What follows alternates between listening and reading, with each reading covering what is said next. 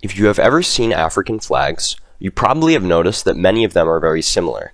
Nearly half of all African nations have adopted the same three colors on their national flags: red, gold, and green, often with little variation between them. Guinea has a tricolor of red, gold, and green. Mali has the same tricolor, but this time green, gold, and red. Senegal has the same flag as Mali, but with a green star in the center. Ghana has a horizontal tricolor, but with a black star in the center. The list continues on. This flag dress code sparks the question, why do African countries have the same colors in their flags? The story begins nearly 130 years ago in Ethiopia. By this point, much of Africa had been carved up by European powers during the scramble for Africa. Italy had laid claim to lands in East Africa and invaded in order to enforce their claims. This brought them into conflict with Ethiopia, a 1,000-year-old African empire.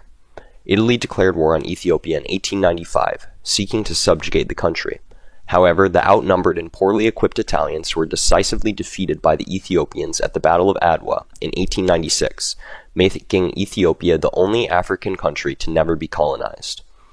Nearly 50 years later, after the Second World War, decolonization movements gained strength in Africa. During the war, over 1 million Africans fought for their colonial empires, and many of these soldiers returned home with greater political awareness and a desire for self-determination. In 1941, the United States and Britain created the Atlantic Charter. One of its provisions was the right of self-determination and self-government. After the war, European nations were exhausted and found it increasingly difficult to maintain their far-flung empires. In 1957, Ghana became the first African nation to gain independence. For their flag, Ghana sought inspiration from the tricolor flag of Ethiopia, a symbol of African resistance to colonialism. Originally, these colors represented the rainbow after the flood in the Book of Genesis. However, these colors took on a new meaning in this new era. The red now represented the blood of the forefathers who had led the independence movement. The gold represented the mineral wealth of the country. The green represented the natural wealth of the country.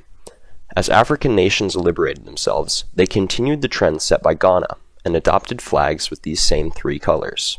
This Pan-Africanist movement even spread outside of Africa to the African diaspora, and flags such as the Rastafarian flag also incorporated these colors, further fostering a sense of solidarity between those of African descent around the world.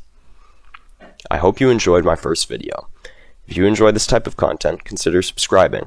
Or if you know someone who might enjoy it, please share it with them, as I intend to deliver more videos like this on topics that are interesting.